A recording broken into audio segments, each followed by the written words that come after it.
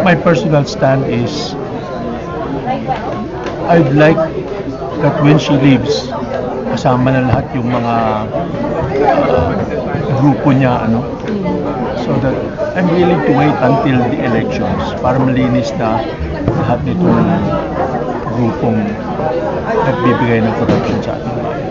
So you're not sure for any means like people power as of now, sir? No, I think para sa akin, hintayin na natin ng eleksyon para lahat na Congress, the governors, the mayors, malinis na ang gobyerno.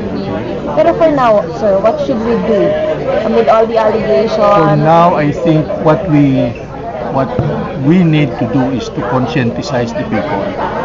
Para pagdating ng 2010, alam na nila na dapat alisin ang lahat ng mga galamay nitong gobyerno. Sir, earlier you said na parang this is a mafia?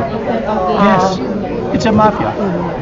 It's a mafia of gangsters, people who are making money illegally, and the head of the mafia is the president. And if you do not remove the gangsters, nandun pa rin yung mafia. Even if the leader has been ousted? Even if the leader is ousted.